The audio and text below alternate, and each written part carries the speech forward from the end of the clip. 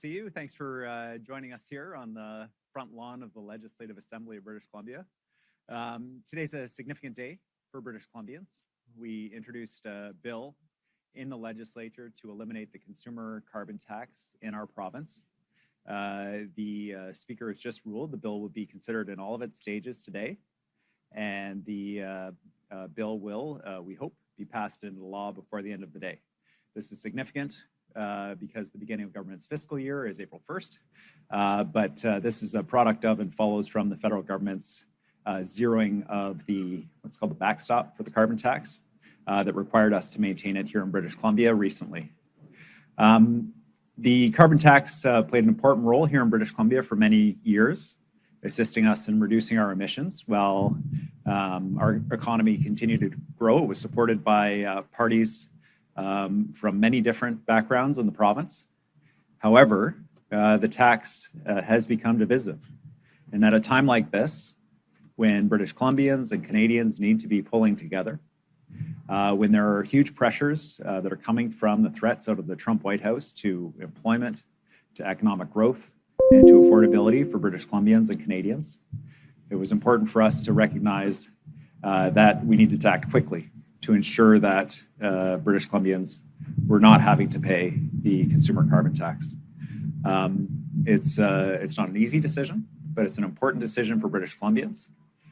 We anticipate that British Columbians will be seeing savings of 17 cents at the pump. Now, like many British Columbians, I've been watching the price of gas go up in the 10 days since we made this announcement. We have transparency legislation in place with the Utilities Commission to ensure that they have the authority to shine a light on any gouging that takes place of British Columbians. So just a little heads up to the oil and gas companies, now is not the moment. British Columbians need to see that tax reduction show up at the pump when they fill up. Now is not a time to be playing games with essentials for British Columbians or Canadians as a whole. With that, happy to take your questions. I'm joined here by the Minister of Energy, by the Minister of Finance, and we'll do our best to answer all of your questions here today. Thanks for everyone being here today. Reminder to reporters on the line to press *1 to enter the queue. We will start with the questions on the ground. Richard Zussman, Global News. To start where you finished there, as you know, it's complicated for those at the pumps to understand why prices go up and down. Experts are saying this largely has to do with refineries in the United States for why the prices have gone up suddenly. The public seems skeptical just as you do. So what tools do you have, and at what point can the government say it needs to be 17 cents below this price so people know that they are actually saving the carbon price at the pumps? We have a law that requires oil and gas companies to report to the BC Utilities Commission what they're paying to buy refined product, all the different lists that they're taking in the price. And there has been an unexplained premium in gas that British Columbians have had to pay that other people in other provinces haven't had to pay. Since we introduced this law that required that transparency, that unexplained premium has been reduced by more than 60%, which is about 8 cents a liter for British Columbians. So we know that shining a light on these practices can reduce prices, and they will have to report and continue to report to the Utilities Commission in the post-carbon tax environment about why they're charging what they're charging, so that British Columbians know if they're getting gouged or not. Other provinces have taken the step of regulating the price of gas, like New Brunswick. We're not at that stage. We think transparency is the place to ensure that oil and gas companies are held accountable through this process. This is about to put a $2 billion hole into your budget. How are you going to offset the losses of the carbon tax revenues, and how quickly can you do it? Well, we'll be restructuring significant parts of the Clean BC program. This is a program that assisted businesses and individuals to reduce their own carbon footprint and often save money in the process as well, switching from natural gas to a heat pump, for example. And so we're going to have to make some of those changes. There are other pieces of the carbon tax that offset cuts to the corporate tax rate as well as the individual tax rate.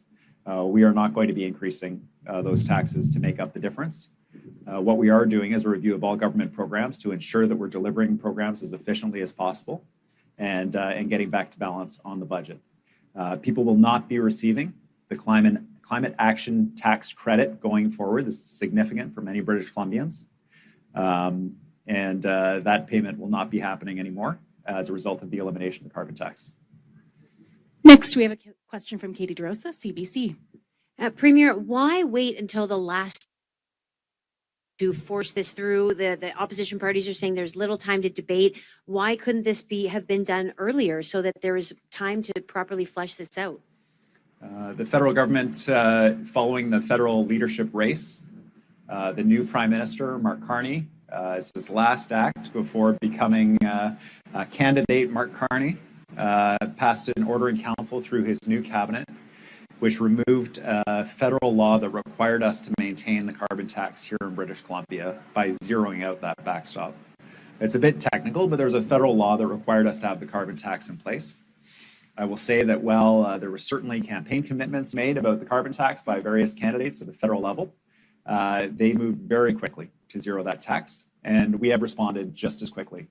It was about 10 days ago that we made the announcement. It was almost immediately following Mr. Carney's zeroing out of the tax.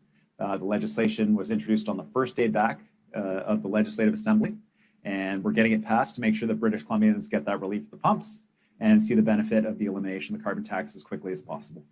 And to Katie for a follow-up. On the Health Authority review, you have been critical in the past of PHSA and sort of the perception of what critics say is a bloated bureaucracy. Can you speak to why that was the first health authority to be looked at? And do you think the public is sort of fed up with the number of executives, 7 at PHSA, who are making over $300,000 a year? The commitment that I made to British Columbians during the election campaign, and the commitment that I continue to make and that I intend to keep, is that we are going to preserve frontline services for British Columbians, make sure that they get the medical care that they need. But what we're going to go after are those administrative costs in delivering that healthcare. When we look to the health authorities, we expect them to be lean. We expect them to be operating in a way that delivers and focuses resources on those frontline services. And that's what the work that's happening at PHSA is going to deliver. The other piece that I've been concerned about with health authorities, and Dr. Ballum, who is doing this work for us at PHSA, is well aware of my concern, is that the frontline voices of healthcare workers haven't been able to come forward in the way that I think they need to ensure that the system runs efficiently. The anxiety that I have is that the people who see the day-to-day of our healthcare system, they have suggestions about how to make it better, but they haven't been able to bring that forward. So we're going to try to eliminate as much of the layer between government and the frontline health workers as we can, so that we can deliver a healthcare system that works for everybody. Next, we have a question from Rob Buffum, CTV. Oh, hi, Premier. I'm wondering, kind of a two-parter, the consumer side of this that you've announced that you're getting rid of as of midnight tonight. The Conservatives provincially say they have concerns with the way this bill is structured. There's room for it to come back. Can you guarantee the consumer portion of the tax is gone? And as for the industrial side, my colleague Vaughn pointed out in this chart, there's things like, I don't know, jet fuel that's being lowered to zero. Somebody might say, well, that's not something consumers are generally using. What are you doing about the industrial side? Saskatchewan's gotten rid of it altogether. What are you going to do? Yeah, we have something called output-based carbon pricing for big companies, for big polluters. And some of these are industries like the concrete industry, oil and gas industry, mining sector. And what we do is we work with them to ensure that the level's set at a level that incents them to adopt technologies that reduce their pollution, but don't chase those jobs to other jurisdictions where there are no restrictions. There's no benefit to us to importing concrete from Indonesia, where there's no carbon price. And so it's finding that balance with industry. We need them to reduce their emissions. We need them to be maintaining British Columbia's reputation as one of the cleanest jurisdictions in North America, leading on clean technology and its implementation. And we need those jobs to be here in the province as well. So it is an industry by industry approach. We're going to continue to take that. We're going to push them to be the cleanest possible, to create and keep jobs in the province. And that's the work that we're going to continue to do with industry. We have a follow-up from Rob Buffum. I do. As I understand it, you've called this a confidence vote. The Greens have said they're not going to support it when it comes to that. The Conservatives have said they'd take down your government at the earliest opportunity. You have two members who are not here in person, as I understand it. How confident are you that when we go to fill up tomorrow morning, this will be in place? I mean, there's a lot of noise in the legislature. There always is. There needs to be. It's part of the function of the place. But I think for any British Columbian sitting at home, hearing that the provincial Conservative Party would bring down the government because the government was trying to get rid of the carbon tax is the most bizarre possible interpretation of politics and leaves everybody just shaking their heads.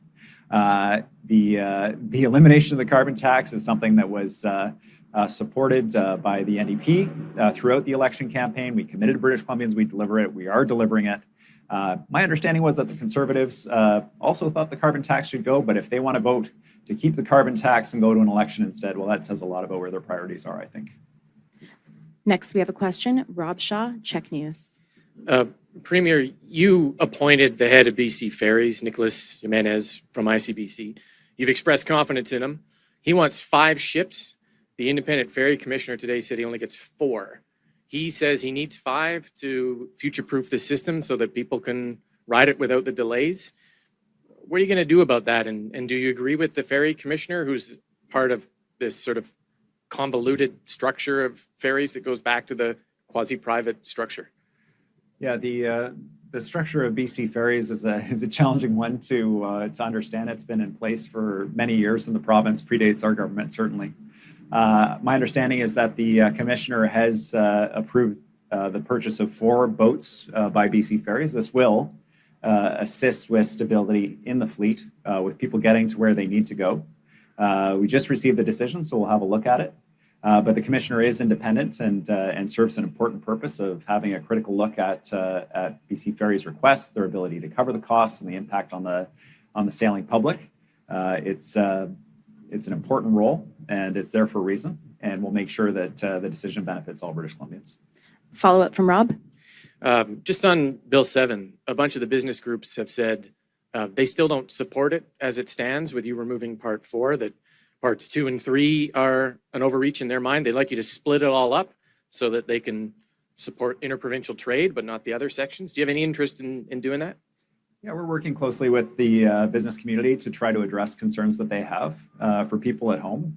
Part 2 relates to Buy BC, Buy Canadian. It empowers government to prefer Canadian suppliers and non-American suppliers when we're buying products or services for the provincial government. We think it's what people would expect in this time. And if there are areas where we can alleviate some of the concerns that the business community may have, we're happy to do that. But the core principle needs to remain. We need to be buying BC, buying Canadian right now, just like every British Columbian is. The second piece is the ability for us to impose a toll on commercial shipments of goods from the Washington state border up to Alaska. This is one of the tools that we have to send a message to the Republicans in Alaska to pressure Donald Trump to change the absolutely ridiculous and profoundly harmful tariff policy, both for Americans and Canadians, that he's advocating. We do believe that this is an important tool for us to have in British Columbia to respond. I understand the anxieties of the business community. They want stability, they want predictability, and they're worried about backlash from the United States. I want to assure them and all British Columbians we would only use this tool if absolutely necessary. It is not something we want to do. And we want to make sure, though, that we're getting the attention of those Republicans, of all Republicans, and the president in sending the message with whatever tool we can that they can't push Canada around, they can't push British Columbia around. And whatever we can do to make life a little bit more challenging for them, if that's what the president's going to do, we're going to do it. Alec Lazenby, Vancouver Sun. Hi, Premier. Your House Leader, Mike Farnworth, said that the carbon tax bill today is a confidence measure. The Greens say that under their agreement with your government that it is not. Is it a confidence measure? Who decides that? And, where does this leave your government's agreement with the Greens? Yeah, there's only one interpretation of the bill under the parliamentary rules, which is it's a budget bill. It's got to pass in order for the government to demonstrate we have the confidence of the House. We have a majority in the House. The bill will pass. And I would encourage all members of the House to support this bill that gets rid of the carbon tax for British Columbians at a time when they need that support. And if they vote another way and bring the government down through some sort of bizarre happenstance, despite our having the majority of the votes, then we'll make the case to British Columbians that we're standing with them on affordability, we're standing up to Trump, and we're standing to grow our economy, provide good paying jobs for British Columbians right across this beautiful province of ours that we're so proud of. Follow up, Malik. But presuming this bill passes and the Greens still vote against it, where does that leave your agreement with the Greens? Do you still have an agreement with the Greens, or does that change how the two parties work together? Well, I don't want to prejudge anything. We're still in conversations with the Greens. I think it's important that we maintain that dialogue with them, and I look forward to having conversations with them about how we work together going forward. Justine Hunter, Globe and Mail. Premier, you prefaced your remarks here today saying that we need to remove this tax right now because of Trump and the pressures on the economy. Back in September, when you first executed this flip-flop on policy, that was not the reason. I'm just wondering, has the reason changed? Well, I would say the original reason stands as true today as it was at the time. First of all, British Columbians are facing huge affordability pressures, and the carbon tax has contributed to increased costs for many British Columbians when they fill up a tank of gas. The second is that although I support the policy, I thought it was a good policy, I fought for the policy, without a doubt, the policy became absolutely toxic with British Columbians and with Canadians due to a dedicated and concerted campaign by the Conservative Party at the provincial level and at the federal level. We've had a carbon tax for a long time, supported on a consensus basis across the legislature. It's helped us reduce emissions. Our economy has continued to grow. But the policy has run its course. British Columbians do not support it. They don't want it. They don't want to see it. And we're removing it. We listen to the people. Follow up from Justine. British Columbia became a global leader in terms of the environment and putting a price on pollution. Where does this leave us now? Where do we stand? Yeah, it's an interesting time in terms of the climate change discussion globally. You can see that one man in the White House almost single-handedly has done a lot of work to reverse some major policy efforts across North America. And you can see the shift around the world as different governments, particularly right-wing populist governments, undermine climate action. The bottom line is climate change is real. We can see it here in British Columbia, the forest fires, the floods, the atmospheric rivers. We have to take action. We're going to continue to take action in this province.